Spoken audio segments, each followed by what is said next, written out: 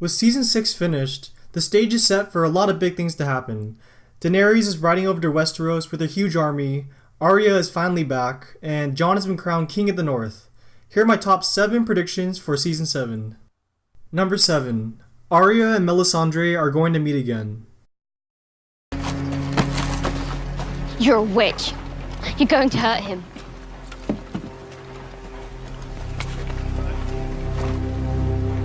I see a darkness in you. And in that darkness, eyes staring back at me. Brown eyes, blue eyes, green eyes. Eyes you'll shut forever. We will meet again. So Melisandre predicted that Arya would go blind and become one of the Faceless Men, so we have no reason to doubt that they are going to meet again. And remember that Melisandre was exiled from Winterfell in the north, and Jon Snow tells her to head south and never to come back. The last time we saw Arya in season 6 was at House Frey, which is located at the Twins. And we were given a hint as to where she is headed next. A girl is Arya Stark of Winterfell, and I'm going home. And yeah, Arya could have meant that she's just heading back to Westeros, but I think she means that she's going back to Winterfell to meet up with the rest of her family. And even if she isn't, Mel is still heading south, so a crossing of paths is very likely. Adding on to this, we may see a reunion between the Hound and Arya. The Brotherhood without banners and the Hound are currently in the Riverlands, the same area in which Arya was last seen. They are heading north, so a run-in with either Arya or Mel is not out of the question. Number 6. Littlefinger will die. So Littlefinger has been doing much of the manipulating over the past 6 seasons, but I think his time is soon coming to an end. He definitely did not think that any of the Northern Lords would back a bastard, but they did. Sansa also rejected him, and you can just see by the look on his face that his plan totally backfired on him. He wanted the Iron Throne with Sansa by his side, and he has never been farther away from attaining his goal. I think we will see Littlefinger continue to try and persuade Sansa to turn against Jon, but although it may have been achievable in prior seasons, I think manipulating Sansa is out of the question now. Sansa firmly knows where she stands and who she stands with, and I think in the end we will see her manipulate him into ruin. I also found this pretty ironic. A man with no motive is a man no one suspects. Always keep your foes confused. If they don't know who you are or what you want, they can't know what you plan to do next. Now obviously Littlefinger doesn't think of Sansa as a foe, but she definitely doesn't think of him as her friend either. And he broke both of his rules with her. She knows exactly who he is and what he's capable of, and Sansa knows precisely what he wants. Another thing to note when talking about Littlefinger is that he doesn't have very many friends. In fact, I'd say his only friend right now, and the only reason he has any power, is because Robin is very fond of him. But I wonder how he'd react if he found out that Littlefinger was the one who pushed his mother to her death. And I would say that it's not out of the question that Sansa would alert Robin to this fact. Littlefinger was the one who gave her in the first place to Ramsay, and I think one more sketchy move like that and she will end him. Number 5. Sam will find something of importance at the Citadel. So Sam finally arrived at the Citadel and will be talking to the Archmaester about his irregular visit. But this whole business of becoming a maester for the Night's Watch is not Sam's real purpose. I think we will see Sam discover something about how to defeat the White Walkers while looking around the Citadel. Remember this scene? I don't know. I've been going through all the old manuscripts hoping to find something. And all I've learned is that the children of the forest used to hunt with dragonglass. The Lady Melisandre told me that death marches on the wall. I've seen it, Your Grace. Seen what? The army of the dead. And when they come... We have to know how to fight them.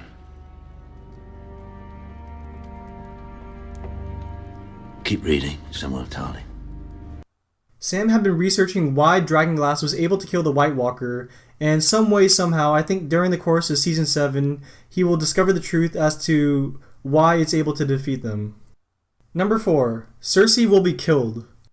So I have no doubt in my mind Cersei is going to die in Season 7. The real question is how. I think there are a couple possibilities. First, I think Jaime may end up killing Cersei in the next season. She blew up a huge part of King's Landing with wildfire and caused Tommen to jump out of a window. I think we will definitely see Jaime and Cersei clash over the course of the season, causing her to further descend into madness. Her actions as queen may become so irrational and psychotic that Jaime may be forced to stab her in the back, as he did the Mad King. It isn't too crazy to think that this would happen. Over the course of the series, we have seen that Jaime has some sort of a moral compass, and he has shown some signs of actually being a good person inside.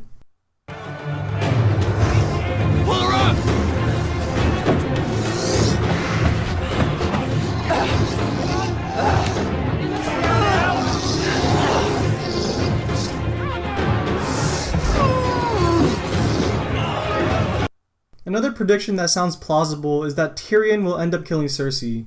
They just both absolutely hate each other, and I'm sure Tyrion would like nothing more than to kill Cersei. This would fulfill the Valonqar prophecy that she will die at the hands of the Valonqar, or little brother. Everything else that Maggie the Frog said has come true so far. She didn't have any kids with Robert, he fathered a bunch of bastard children, and all of her children are now dead.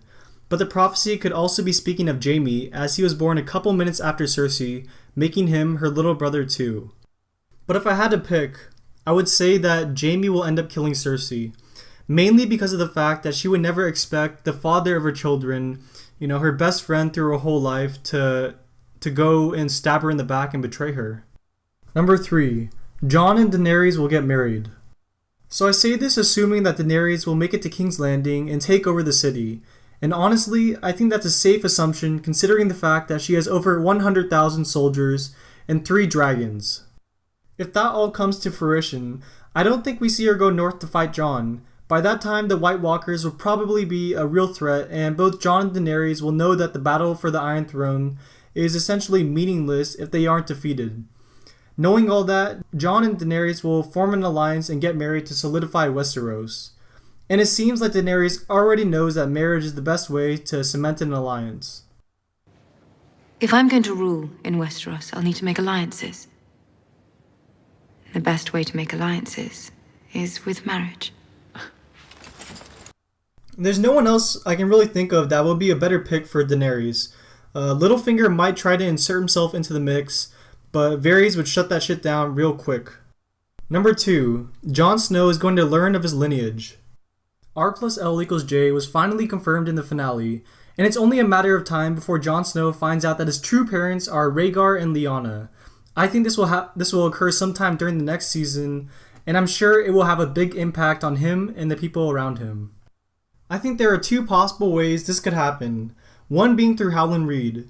He was the one who killed Arthur Dayne from behind, and he most certainly knows the truth about Jon Snow's lineage. We haven't seen him yet in the series, but it seems very likely that he will make an appearance sometime in the coming season. I also think it's possible that Bran somehow alerts Jon to his true parents. Number 1. The wall will come down. So in my opinion, this is inevitable. I thought the wall was going to come down this season, but we didn't really get any story development in terms of the White Walkers. But the wall has to come down at some time. Jon Snow definitely isn't going to lead an army north of the wall to fight the White Walkers, so the wall will have to eventually come down for them to invade Westeros. The most popular theory going around right now is that the Horn of Winter, or the Horn of Joramun, has the power to destroy the wall, and Sam may have already found it. Time.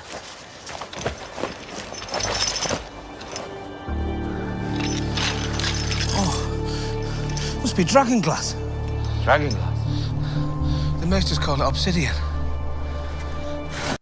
And although nothing more about the horn is shown in the show, the book does state that Sam still has the horn. In fact, Martin explains that after he bartered his passage to Old Town, Sam was down to his boots and blacks and small clothes, and the broken horn Jon Snow had found on the Fist of the First Men. I think it's telling that Martin describes how Sam had bartered away all of his possessions, but still managed to keep the Horn of Winter with him on its voyage to Old Town. There has to be some significance there, otherwise Martin would not have specifically mentioned it. Another possibility is that Bran brings down the wall when he passes through. Bran was marked by the Night King, and it's possible that if he tries to pass the wall, it will in turn give the others the power to pass through it as well. We saw a similar event happen when Bran was first marked. The Night King! He saw me! He touched you. I don't know, he was close, but... He touched you. He knows you are here. He'll come for you. But he can't get in. He can now. His mark is on you. Before Bran was marked, the White Walkers would explode if they tried to enter the cave, but after the mark, there was nothing to stop them.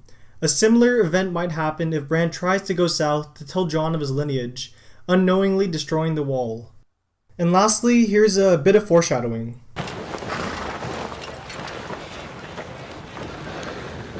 Don't knock it down while I'm gone. I'll do my best.